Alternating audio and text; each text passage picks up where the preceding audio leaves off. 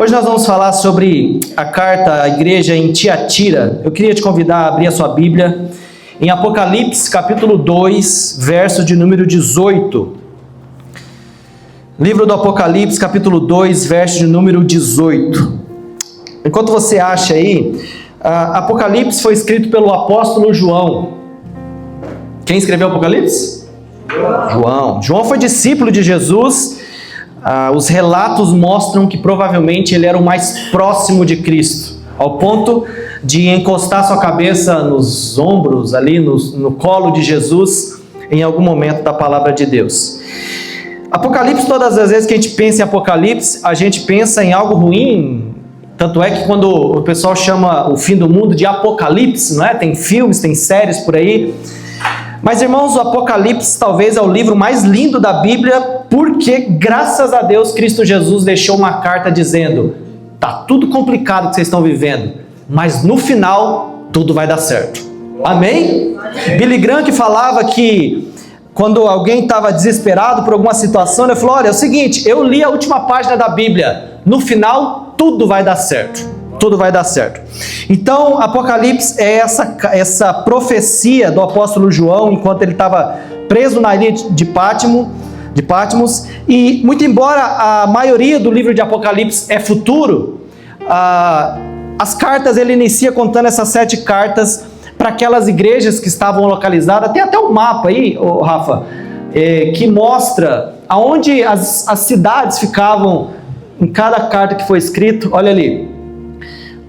Patmos, o apóstolo João estava exilado, estava preso ali na ilha de Patmos, e ele primeiro escreve a Éfeso, que é a primeira carta, depois Esmirna, depois Pérgamo, que foi semana passada, Tiatira, que é hoje, depois Sardes, Filadélfia e, por último, Laodiceia. Então, perceba que, como é o mapa certinho, ela vai exatamente uma cidade por cidade passando essa carta. Então, o apóstolo João escreveu essa carta, essas cartas, e embora era para aquelas igrejas, também é para nós, porque todas as cartas ao final diz: quem tem ouvidos, ouça o que o Espírito diz no plural, às igrejas. Amém? Vamos lá então? Apocalipse capítulo 2, versículo 18. Eu queria que você prestasse bem, irmãos, atenção na mensagem, também na leitura bíblica, um pouquinho mais de versículos hoje. Então eu gostaria... Eu sei que a nossa geração é uma geração difícil de prestar atenção, mas eu gostaria que você prestasse atenção na leitura e na mensagem de hoje, para que você possa usufruir daquilo que Deus quer falar contigo. Versículo 18. Escreva esta carta ao anjo da igreja em Tiatira. Esta é a mensagem do Filho de Deus, cujos olhos são como chamas de fogo e cujos pés são como bronze polido. Sei de tudo que você faz, vi seu amor, a sua fé, o seu serviço, sua perseverança, e observei como você tem crescido em todas essas coisas. Contudo, tenho contra você uma queixa: você tem permitido que essa mulher Jezabel, que se diz profetiza, faça os seus servos se desviarem. Ela os ensina a cometer imoralidade sexual e a comer alimentos oferecidos a ídolos. Dei tempo a ela para se arrepender, mas não quer se arrepender da sua imoralidade. Portanto, eu o lançarei doente numa cama, e aqueles que cometeram adultério com ela sofrerão terrivelmente, a menos que se arrependam e abandonem a prática de tais atos. Matarei os seus filhos, e então todas as igrejas saberão que eu sou aquele que sonda mente e coração. Darei a cada um de vocês aquilo que os seus atos merecem. Versículo 24. Tenho também uma mensagem para o restante de vocês em Tiatira, que não seguiram esse falso ensino, as verdades mais profundas, como eles dizem, e que na realidade vem de Satanás. Qual o versículo que eu estou? Tenho também uma mensagem para o restante de vocês em Tiatira, que não seguiram esse falso ensino, as verdades mais profundas, como eles dizem, e que na realidade vem de Satanás. Não lhe pedirei coisa alguma. Versículo 25. Senão que se apegue firmemente ao que tem até que eu venha. Ao vitorioso que me obedecer até o fim, Eu darei autoridade sobre as nações. Ele as governará com cetro de ferro e as despedaçará como vasos de barro. Ele terá a mesma autoridade que recebi do meu Pai. E também lhe darei a estrela da manhã, quem tem ouvidos para ouvir, ouça o que o Espírito diz às igrejas. Amém?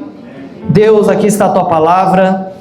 Nós temos aqui compromisso com a sua palavra, não temos compromisso e a mensagem do pregador, mas temos o compromisso com aquilo que o Senhor quer dizer ao nosso coração. Nós sabemos, Senhor, que a sua palavra é viva, ela é eficaz, ela é poderosa, ela é uma espada de dois gumes, que ela divide alma e espírito, ela divide tudo aquilo que for necessário. Mas nós pedimos que o Senhor nos dê um coração íntegro nessa noite, uma terra boa, para que a mensagem possa entrar no nosso coração e fazer sentido em nossas vidas, Pai. É o que nós clamamos, Deus, em nome de Jesus. Amém e amém. Glória a Deus. Vamos lá, então? Onde que ficava Tiatira, irmãos? Alguns falam que é Tiatira, mas eu vou falar Tiatira. Não sei se eu estou correto, mas a igreja na cidade de Tiatira. Tiatira, irmãos, era uma da cidade antiga da região da Lídia, na Ásia Menor. Hoje fica atualmente na Turquia.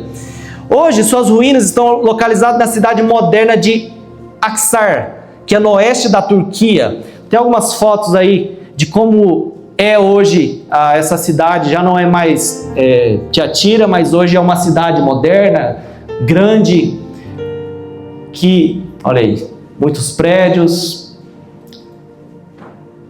Exatamente. E também tem como era a cidade, como são as ruínas de Tiatira. Irmãos, às vezes eu olhava para... É igual quando tem bebê faz ultrassom, né? Às vezes o médico está mostrando a ultrassom e mostrava do Miguel e da Isabela. Olha, aqui está a cabeça, aqui está o pé. E eu não via nada, irmãos. Eu só via um monte de negócio preto e branco. E às vezes as ruínas também eram assim. Eu tinha dificuldade de perceber como seria uma cidade diante dessas ruínas. Até que o ChatGPT veio na nossa vida. E eu falei, olha, é o seguinte, tem dificuldade de entender como são essas ruínas, e ele criou mais ou menos como é hoje. A parte de cima ali são fotos verdadeiras, como é hoje, mas como poderia ser talvez na época ali, olha ali, na época de comércio, um rio passando, tem algumas outras ali, olha que beleza, fotos que existem hoje, e como talvez estaria na época aqui que João escreveu essa carta. Então, hoje, assim como todas as igrejas, né, todas as cidades que a gente passou, Pérgamo, ali, Éfeso e Esmirna, só tem ruínas naquele lugar. Essa cidade aqui, que hoje está as ruínas de Tiatira, ela tem aproximadamente 181 mil habitantes, é uma cidade já grandinha, muito maior do que era na época de Tiatira aqui. E ela está situada entre Pérgamo e Sardes. Você viu ali no mapa, ela está no meio daquelas duas cidades ali. Como que era, irmãos, a cultura dessa cidade de Tiatira? Por que a gente tem que aprender isso? Porque o que Jesus fala, a gente vai aprender daqui a pouco, que o que Jesus fala tem tudo a ver com como que era a cidade. Como que era a cidade. É bem provável que se Jesus fosse escrever uma carta para Curitiba hoje, ele ia falar de pinhão, de chimarrão, capivara, é verdade. Vocês são como uma capivara de Tingui, imagine. Então ela provavelmente usaria as coisas que quando a gente recebesse a carta, a gente ficaria ligado, porque a gente conhece esse contexto. Diferente de Éfeso ou Pérgamo, Tiatira não era famosa por seu poder político ou militar. Sua grande característica, irmão, era indústria e comércio. E era uma cidade de trabalhadores, comerciantes e artesãos. Provavelmente Tiatira nessa época tinha de 20 a 40 mil habitantes, o que era um número considerável para a época, porém, comparado a todas as 6 outras cidades, Tiatira era a menor cidade aqui das igrejas em Apocalipse. E você poderia chamar facilmente Tiatira de uma cidade industrial do primeiro século. Porém, em questão de tamanho, como eu disse, ela era a menor dessas 7 cidades que Apocalipse retrata. E é para essa menor cidade que o rei Jesus escreve, que ele escreve a sua maior carta. A carta à igreja em Tiatira, a cidade de Tiatira, é a maior carta que nós podemos ver das 7 cartas. Nessa cidade, irmãos, de Tiatira, existia um negócio chamado guildas. Quem aqui já ouviu falar disso? Não, né? Nem eu, até uns tempo atrás. Guildas era como se hoje fosse sindicatos, associações, ficou mais fácil, né? Era como se fossem associações, sindicatos. Hoje nós não temos sindicato, por exemplo, de médico, de advogado, de fábrica de tijolo. Trabalhei em fábrica de tijolo há muito tempo, tinha o sindicato da fábrica de tijolo. Então, essa cidade tinha muito dessas associações também, conhecidas como associações profissionais, que eles chamavam de guildas. Existiam guildas de tecelões, de tintureiros, ferreiros, coureiros, oleiros, comerciantes de lã, fabricantes de bronze e comerciantes de tecido. Então, principalmente Tiatira, eles eram muito famosos nessa indústria, nessa criação de comerciar lã, de fabricar e de vender lã, de couro, de ter comércios de tecidos. Inclusive, não sei se você lembra, ano passado, quem estava no GA, nós passamos por Atos 16, que mostra a famosa Lídia, que ela foi convertida através da vida do apóstolo Paulo em Atos 16, e diz lá em Atos 16 o seguinte, que Lídia era da cidade de Tiatira, vendedora de púrpura, e ela era dessa cidade que nós estamos falando. Então isso mostra como a cidade era reconhecida pela indústria, como que diz isso, meu Deus? Têxtil? Hã? Não entendi nada. Têxtil, tá bom, é isso aí. Última vez que eu falei isso na pregação. E pela produção de corantes que usava para dar cor nesses tecidos. E acredita-se, irmão, que Lídia, que ao voltar Lídia não estava na cidade dela, acho que estava na cidade de Filipe, ela se converte através da vida do apóstolo Paulo, e acredita-se que Lídia, ao voltar para Tiatira, é ela que traz o evangelho e começa a implantar a igreja naquele lugar, bem possivelmente na casa dela, a igreja de Tiatira. Lídia era alguém bem de vida, era uma comerciante bem de vida, então muitos acreditam que Lídia foi convertida, voltou a Tiatira e começou essa plantação de igreja também pela supervisão do apóstolo Paulo. Para participar dessas guildas, era quase obrigatório, quem trabalhava nessas indústrias, era quase obrigatório você participar desses sindicatos. Você tinha que participar. Mas os sindicatos não era como é hoje. Era semelhante a um sindicato ou uma associação comercial, porém havia um problema. Cada guilda ou cada sindicato possuía um Deus protetor. Presta atenção, porque você vai entender a carta exatamente entendendo o contexto. Os encontros normalmente esses encontros desses sindicatos envolvia banquetes em templos pagãos, sacrifícios a ídolos, consumo ritual de alimentos oferecidos a outros deuses, festas marcadas por imoralidade sexual. Então, se um cristão recusasse a participar desses sindicatos, que não era só um sindicato, existiam rituais satânicos por trás, possivelmente eles perderiam o seu trabalho, perderiam a sua renda, sua família possivelmente passaria fome. Essa é a pressão de Tiatira dos cristãos. Perderia clientes, perderia negócios, seria excluído economicamente, sofreria por perseguição social. Por isso, irmãos, a pressão dos cristãos aqui era enorme. Eles viviam num campo de batalha, de pressão psicológica, demoníaca terrível, e eles tinham que permanecer fiel até o fim ao Senhor Jesus. E muitos cristãos começaram a pensar: poxa, se eu perder meu emprego, eu vou não ter comida para trazer para minha família, os meus filhos vão passar fome, a minha esposa vai passar fome, a gente pode morrer. E aí muitos começaram a pensar: eu posso participar dessas práticas e continuar servindo a Jesus. Vamos tentar encontrar um meio termo. Então antes eu participava 5 vezes na semana nessas práticas, mas por aí, vamos participar 2 e o restante a gente vai para a igreja. Eles começaram a dar um jeitinho para que eles pudessem não ganhar as contas, mas a consciência deles também estiver perfeita diante de Deus. Perfeita entre aspas. Tiatira era profundamente pagã, irmãos. Os habitantes adoravam diversos deuses desse mundo, entre eles Apolo, Artemis, Zeus. Lembra em Pérgamo que tinha um templo lá a Zeus? Eles adoravam esse Zeus aqui. Havia culto ao imperador romano, que era César na época. Lembra que tinha o templo de César? E César era em vida, ele fez o templo para que os habitantes adorassem ele em vida. Então a religião aqui, irmãos, ela estava misturada muito com a economia, com a política, com a vida social, com o trabalho deles. Então não existia separação clara entre fé e negócios. Amém? Até aqui? Entenderam como que era Tiatira? Vamos para a carta então, para nós entendermos. Versículo 18. A carta começa dizendo: escreva esta carta ao anjo da igreja em Tiatira. Esta é a mensagem do Filho de Deus, cujos olhos são como? E cujos pés são como? Bronze polido. Esta é a mensagem do Filho de Deus. Se você for ler as 7 cartas de Apocalipse, ele inicia se apresentando. Cada carta, cada cidade, cada igreja, ele se apresenta de uma forma. Aqui ele está se apresentando em primeiro lugar como Filho de Deus. Quem está escrevendo é o apóstolo João, correto? Mas quem está dando a inspiração para o apóstolo João? Jesus, Cristo Jesus está dando a inspiração para o apóstolo João para ele escrever. E esta é a única carta que Jesus se apresenta de forma direta, sendo Filho de Deus. Eu sou Filho de Deus.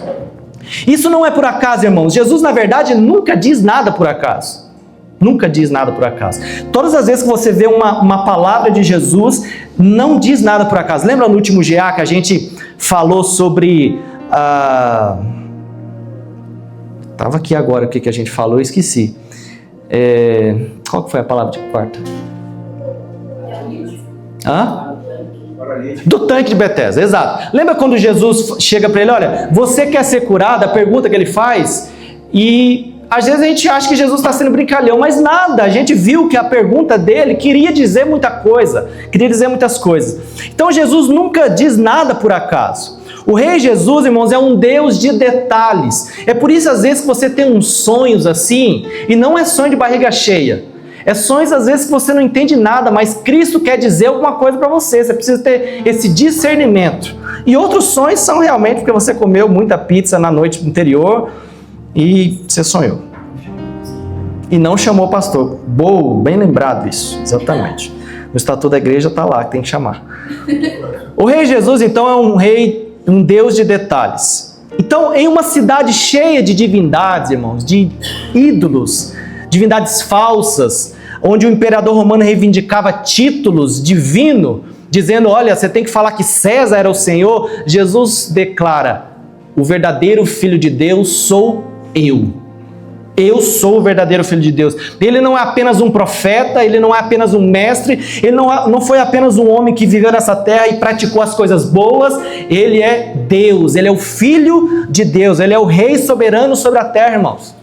Amém? Ele é rei sobre o céu, sobre a igreja, ele é absoluto sobre todas as coisas. Então Cristo Jesus está querendo dizer para eles, em primeiro lugar, antes dele falar de Jezabel, antes dele falar das qualidades da igreja, do pecado da igreja, ele está falando, eu sou Deus, eu sou Filho de Deus. Jesus está bradando sobre Tiatira que ele é tremendo. Tem uma canção que eu não vou usar cantar, mas a Gisele vai cantar um pedacinho dela e vamos juntos cantar com ela. Poderoso Deus, poderoso Deus,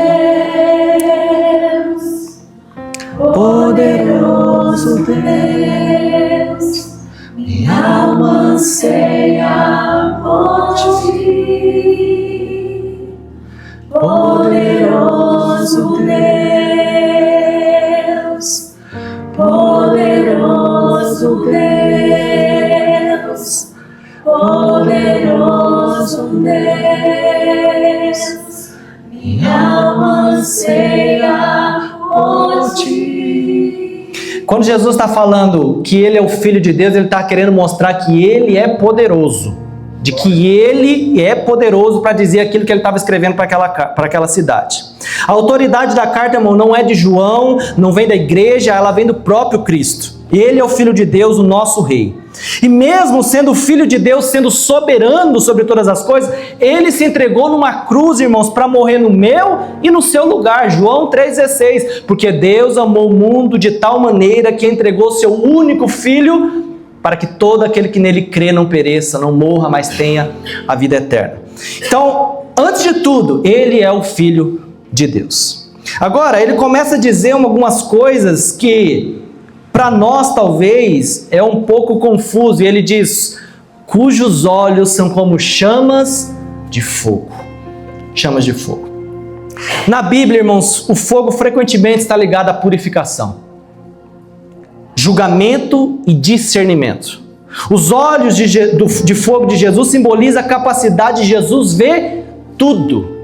Se eu morasse numa casa na época de Jesus neste lugar e eu fosse visitar um irmão à noite, possivelmente eu ia pegar uma tocha de fogo, acender e ir até a casa daquela pessoa. Por quê? Porque no caminho eu preciso de clareza, eu preciso do fogo me guiando, iluminando até eu chegar no meu destino.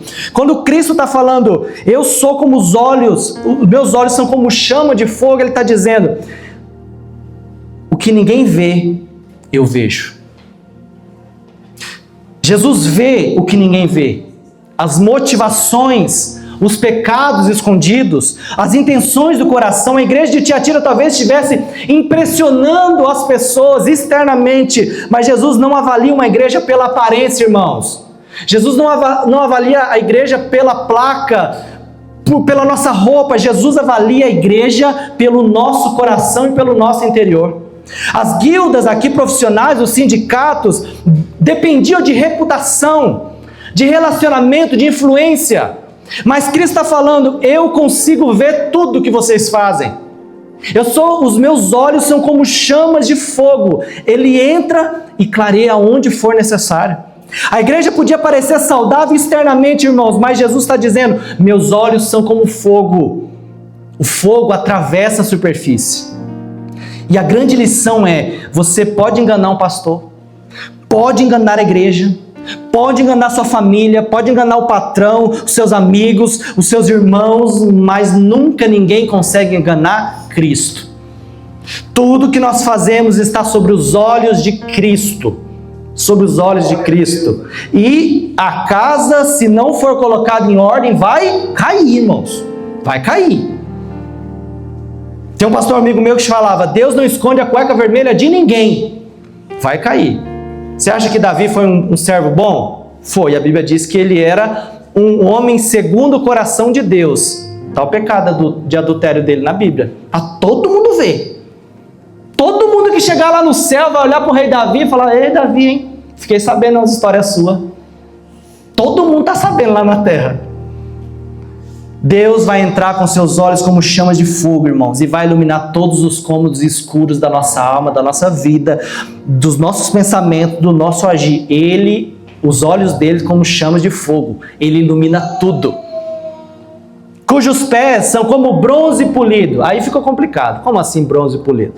Aqui provavelmente existe uma conexão, irmãos, com a própria cidade. Como muitas palavras de João. Tiatira era conhecido por suas atividades artesanais e metalúrgicas.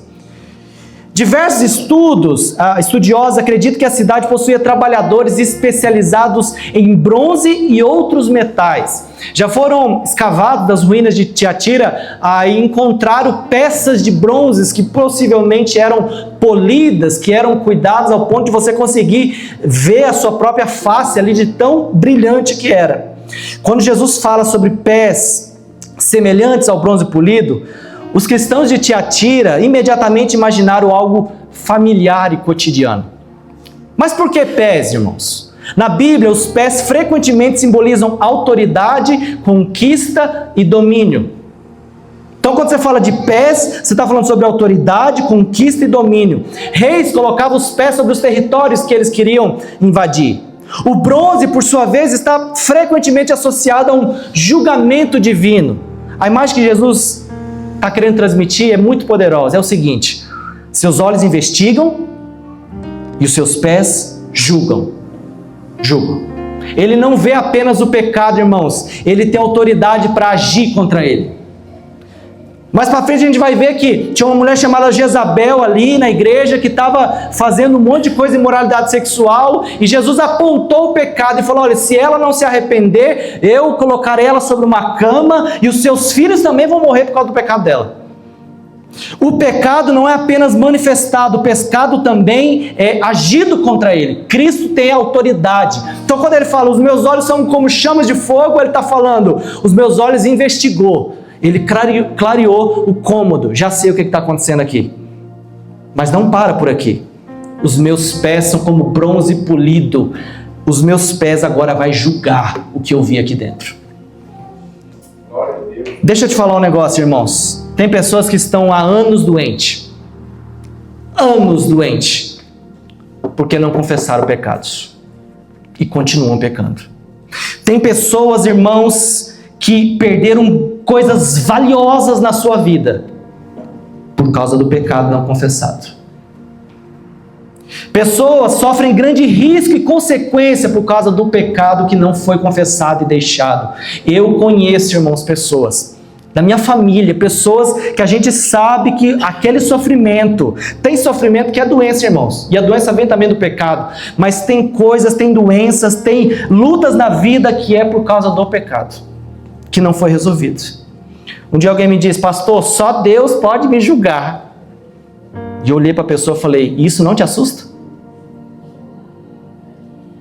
Ser humano nenhum pode me julgar. Graças a Deus, eu não sei tudo que acontece com a sua vida. Só Deus pode me julgar. E isso não deveria te assustar? Porque os olhos dele são como chamas de fogo. E os pés dele são como bronze polido. Ele tem autoridade de mostrar e ele tem autoridade de julgar. Imagina um trabalhador de Tiatira ouvindo essa carta, irmãos. Todos os dias ele via bronze sendo moldado nas oficinas da cidade. Todos os dias ele via o poder econômico dessas associações. Todos os dias ele sentia a pressão de se comprometer com o sistema. Todos os dias. Então Jesus aparece dizendo: vocês conhecem o bronze da cidade. Vocês sabem como é feito o bronze, como é polido o bronze da cidade de vocês que vocês vendem. Mas os meus pés são como bronze polido. Vocês conhecem a autoridade das associações, das guildas, mas a autoridade total da terra e dos céus pertencem a mim. É por isso que lá atrás eu falei: eu sou filho de Deus. Glória a Deus. Vocês veem apenas o exterior, mas os meus olhos enxergam o coração. Antes de falar sobre Jezabel, irmãos, antes de falar sobre pecado, arrependimento, Jesus estabelece uma verdade fundamental. Antes de começar a carta, ele está falando: peraí, vamos organizar um negócio aqui. A igreja de Tiatira estava impressionada com o poder da cidade, mas precisava voltar a ficar impressionada com a majestade de Cristo. Nós facilmente, irmãos, e muitas vezes você ouve eu falar aqui, que a gente não pode subestimar Satanás. Certo? Que a gente não pode achar que ele é burrinho, que ele só está com aquele chifrinho. E isso é verdade, mas deixa eu te falar, você também não pode dar palco para ele. Nós não podemos dar palco para ele. A igreja aqui estava impressionada com esse poder da cidade, mas nós precisamos começar a ficar impressionados com a majestade de Cristo. Ele é maior do que todas as coisas, irmãos. Ele é poderoso, ele é grande, ele é majestoso e ele quebra todo o mal que precisa ser quebrado, irmãos. Ele expulsou Satanás do céu e jogou sobre a terra. Perceba, a pessoa, o ser mais derrotado do mundo, de toda a história, é Satanás. Ele já está decretado para ir para o inferno. E às vezes ele fala as coisas para nós, para nos amedrontar, e a gente cai na dele. Em vez da gente olhar para Satanás e falar: Satanás, deixa eu te falar, você não está sabendo não? Você já está derrotado, sabia? Você já está condenado para ir para o inferno. Quem é você para colocar coisa na minha mente? Se posicione, porque a majestade e a autoridade de Cristo é muito maior do que isso. Cristo, quando vai colocar essas cartas, cada igreja estava numa cidade difícil, irmãos. Todas as cidades eram difíceis, mas Cristo planta uma igreja no meio dessa cidade. Pérgamo, que a gente falou semana passada, ele fala: olha, vocês estão com uma igreja plantando aí no trono de Satanás. Lugar difícil, mas a majestade de Cristo estava naquele lugar, irmãos.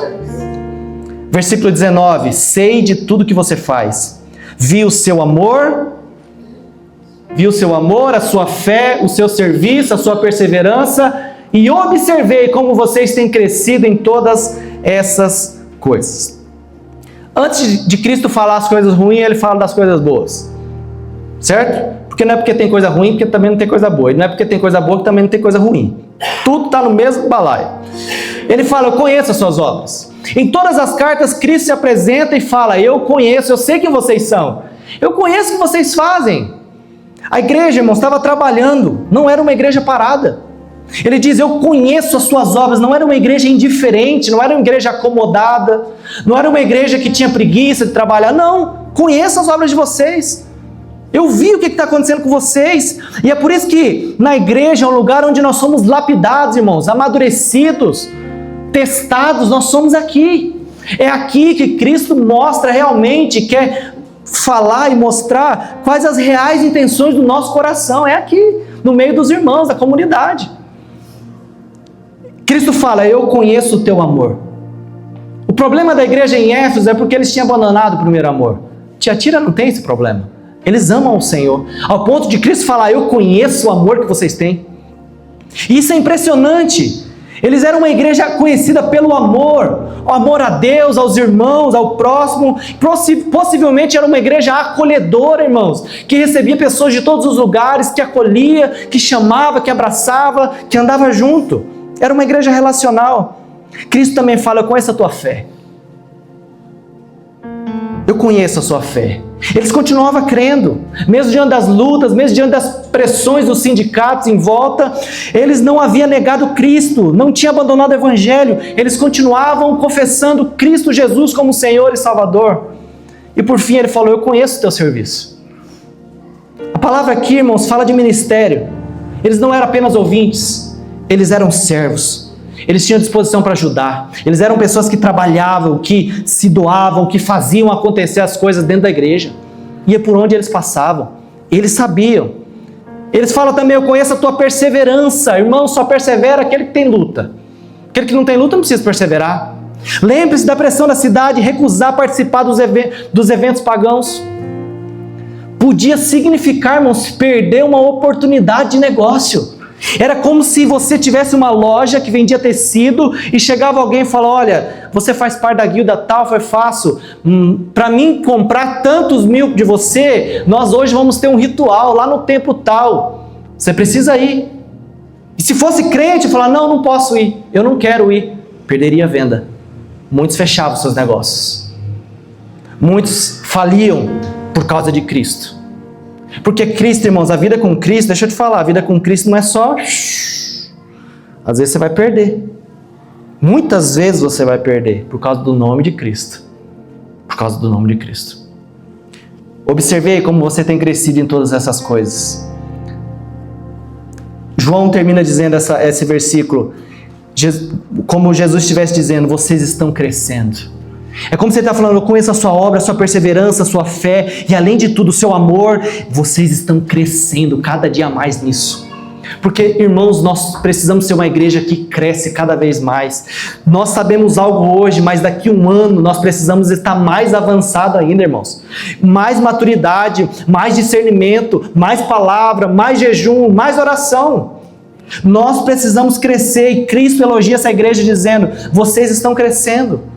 Vocês não estão retrocedendo, não estão esfriando, não estão abandonando a fé. Pelo contrário, estão fazendo mais agora do que antes. Estão mais trabalhando mais dedicação, mais envolvimento. Porém, esse foi os elogios. No versículo 20, Cristo começa a dizer agora o que tinha contra aquela igreja. Contudo, tenho contra você uma queixa. Você tem permitido, em algumas versões, talvez na sua diz, vocês têm tolerado que essa mulher Jezabel, que se diz profetiza, faça seus servos se desviarem. Ela os ensina a cometer imoralidade sexual e a comer alimentos oferecidos a ídolos. Eu fico imaginando a igreja, mas eu estou bem em todas essas áreas e ainda tem alguma coisa ruim na minha vida? Tem. Depois de tantos elogios, irmãos, essa frase deve ter causado um impacto na igreja. Cristo havia reconhecido o seu amor, a sua fé, o seu serviço, sua perseverança, falou para eles que eles estavam crescendo em todas essas coisas, mas agora apresenta uma série de acusação. Isso nos ensina, irmãos, que nenhuma quantidade de boas obras pode compensar a tolerância ao pecado. Muitas vezes nós imaginamos que o nosso envolvimento religioso, a nossa dedicação na igreja, no serviço, no trabalho, podem equilibrar as áreas de desobediência. Não, irmãos. Se você não estuda a Bíblia durante a semana, se você não jejua, se você não ora, não adianta você vir no culto de domingo para melhorar sua consciência. Uma coisa não ajuda a outra, não justifica a outra. O detalhe mais importante do versículo é que Jesus não começa condenando Jezabel, mas a igreja que tolerava o pecado de Jezabel. O problema não era apenas a presença de uma falsa profetisa, irmãos, porque nós estaremos envolvidos com pessoas, talvez, no meio de nós, no nosso trabalho, que a gente sabe que não é de Deus, que está fazendo as coisas erradas, mas nós estamos convivendo. O problema é quando a igreja começa agora a tolerar essas pessoas. Tolerar essas pessoas. E esse tolerar, irmãos, não é uma responsabilidade apenas de um pastor da igreja, é seu também, na sua vida. Pastor, trabalho com fulano que é complicado, viu? Beleza, Cristo andou entre pecadores e tudo, mas a partir do momento que você está tolerando esse pecado dela, sabendo que é errado e está fazendo parte, as coisas agora começam a ficar complicadas.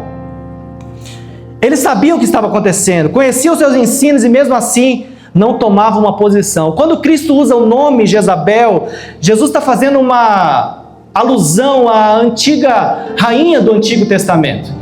É bem possível, irmãos, alguns acreditam que Cristo não está falando de alguém de dentro da igreja, está falando apenas de Jezabel, está falando de um espírito.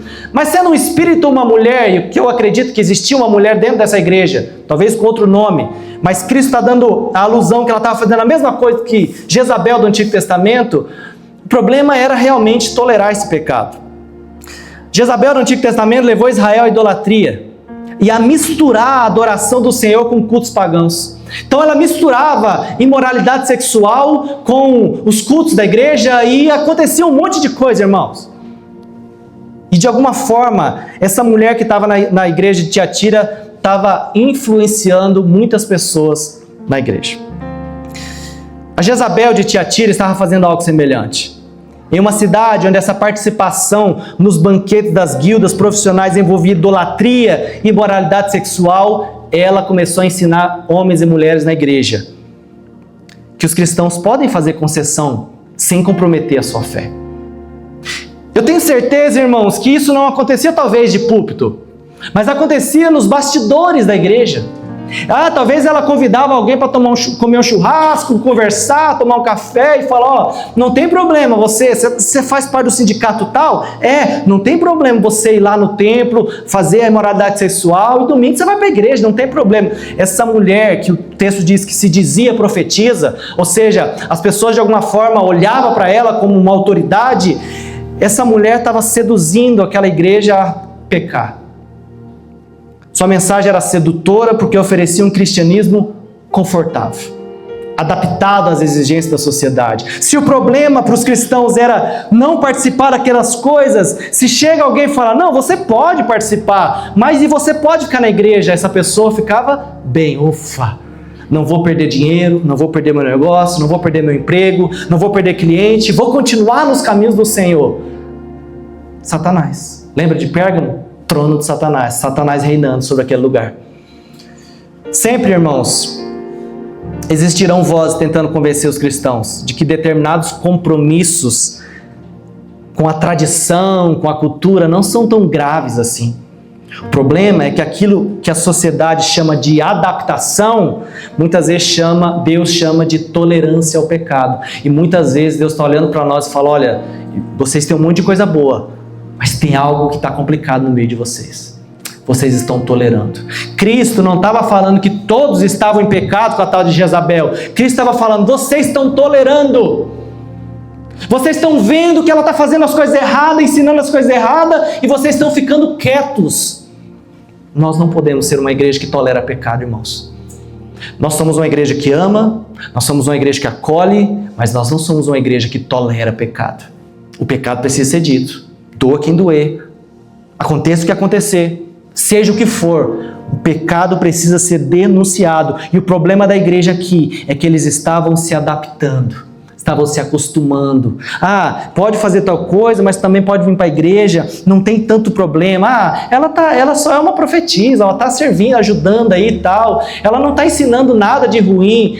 Mas muitos sabiam, talvez os líderes da igreja sabiam, e mesmo assim dava voz para essa mulher. Essa mulher estava destruindo a igreja. Destruindo a igreja. Versículo 22, olha o que Cristo fala sobre essa mulher. Portanto, eu a lançarei doente numa cama, e aqueles que cometerem adultério com ela sofrerão terrivelmente, a menos que se arrependam e abandonem a prática de tais atos.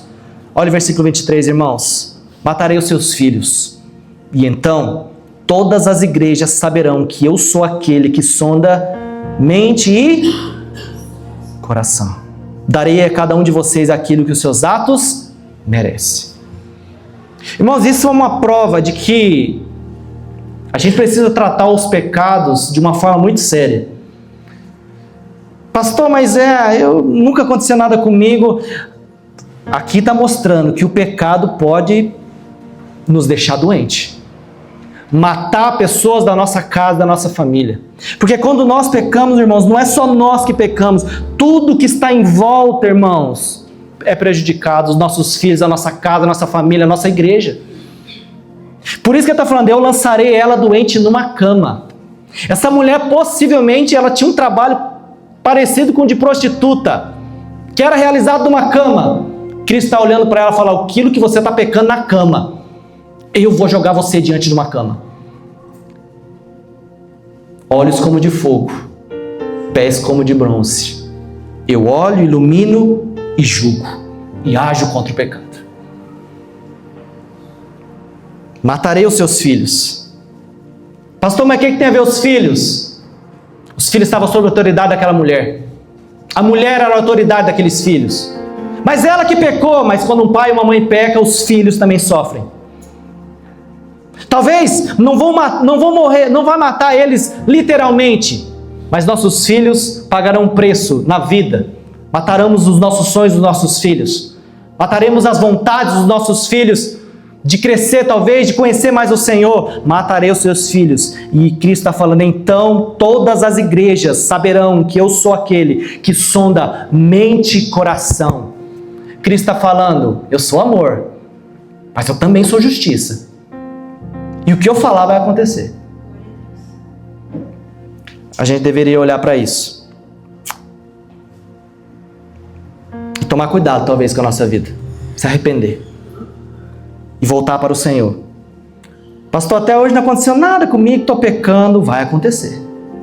Vai acontecer. Nem que seja no último dia da sua vida, quando você morrer e for para o inferno. Vai acontecer. Esses versículos, irmãos, revela isso sobre o caráter de Cristo. O caráter de Cristo. Antes de anunciar qualquer julgamento, Jesus mostra a sua paciência. Cristo fala, eu dei tempo para ela se arrepender. Eu mostrei para ela qual era o caminho.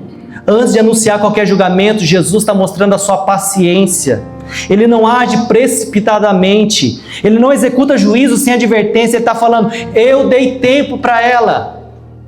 Eu mostrei para ela o caminho, mas ela não quer. Lançarei ela sobre uma cama.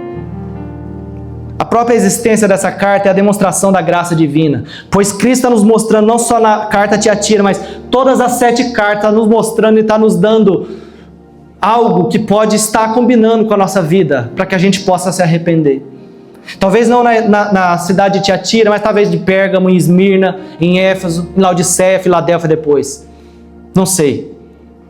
Entretanto, o texto também revela que a paciência de Deus, como a gente viu, não deve ser confundida com aprovação.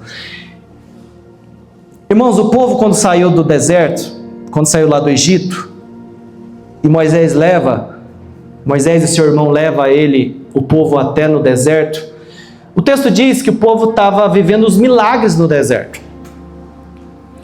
De noite tinha coluna de fogo para aquecer, de dia tinha coluna de nuvem para o sol não matar eles, água tinha vontade, maná caía todos os dias de manhã, alimento do céu. Os calçados e as roupas usavam e não se desgastavam. Aquele povo estava vivendo um milagre, correto? Mas aquele povo confundia os milagres com uma aprovação de Deus. Aquele povo não estava sendo aprovado por Deus. Quando Deus tira eles do Egito para passar pelo deserto, era para eles passar para o deserto. A promessa era uma terra que emana leite e mel. E muitos sabem que em 40 dias facilmente eles chegariam nessa terra. E aquele povo fica, por causa da desobediência, 40 anos passando. As roupas de 2 anos eram as mesmas de 38 anos. Jesus continuava fazendo os milagres, Deus continuava fazendo o milagre, mas fazendo o milagre diante de um povo rebelde. Ao ponto de Deus olhar para Moisés e falar: Moisés, esse povo é um povo de duro servir. É um povo difícil. Só 2 deles vão entrar na terra, eles não vão entrar. Então não confunda, irmãos, a graça de Deus. Não confunda os milagres de Deus como a aprovação de Deus. Quando Cristo estava falando para eles, a verdade é que o maná que caía toda manhã, depois de 40 dias, na verdade, era uma maldição. Era como se Deus estivesse falando: olha, era para você já estar na terra que emana leite e mel, mas por causa da desobediência de vocês, eu estou tendo que derramar maná todos os dias dos céus. Então aquilo que vocês chamam de milagre e aprovação, eu chamo de maldição. Porque se vocês tivessem chegado na terra, não precisaria descer maná do céu, a água não precisaria sair da rocha. Amém? Então, aquilo que nós estamos vivendo às vezes de milagre, não é a aprovação de Deus, é só a graça dele falando: olha, eu estou dando milagre, mas se arrependa logo, para de andar em círculo. Aquilo que era para 40 dias, você está chegando em 40 anos. Toda pessoa que desobedece a Deus, irmãos, anda em círculo. E aquilo que era para chegar em 40 dias, vai demorar 40 anos, 80 anos, 120 anos, vai demorar. Quando Cristo anuncia julgamento sobre ela e sobre aqueles que seguiam seus ensinos, seu objetivo não era apenas punir indivíduos individuais. O texto diz que todas as igrejas conheceria quem ele é. E o julgamento serviria como um testemunho para toda a igreja. Versículo 24, vamos lá. Tenho também uma mensagem para o restante de vocês. Cristo está falando agora para o restante da igreja. Olha, tem um no meio de vocês aí, em Tiatira, que não segue esse falso ensino. As verdades mais profundas, como eles dizem, e que na realidade vêm de Satanás. Não lhe pedirei coisa alguma, no versículo 25, senão a que se apeguem firmemente ao que já tem até que eu venha. Cristo está falando: existem pessoas aí na igreja que eu não pedirei nada, a não ser que se apegue àquilo que vocês têm, até que eu venha. É como se Cristo estivesse falando: continua fiel, continua firme na palavra de Deus, até que eu venha. Em meio à repreensão, irmãos, Jesus dirige uma palavra de encorajamento à igreja e aos que permaneceram fiéis, porque sempre Cristo vai levantar remanescentes, pessoas que vão continuar sendo fiéis, pessoas que não vão se entregar às sinagogas de Satanás, pessoas que vão continuar firmes. Nem todos haviam sido influenciados por Jezabel, irmãos. Havia homens e mulheres que continuavam firmes na sua devoção com Cristo, mesmo enfrentando aquela pressão social, mesmo talvez passando fome na sua casa. Isso nos lembra que Deus sempre preserva os remanescentes dele. Mesmo em ambientes espiritualmente difíceis, onde as pressões são complicadas, Cristo mantém uma igreja fiel. Glória a Deus. Mesmo, irmãos, na época nossa, que falsas igrejas estão sendo plantadas por aí, nós precisamos permanecer fiéis. Pastor, mas a gente nem é muito, não importa, pode ser 2, 3, 4, 10, 100, 1000. Permanecer fiel aos ensinos de Cristo. Não negociar com a verdade, irmãos. Não se negocia com a verdade, é verdade, pronto, doa quem doer.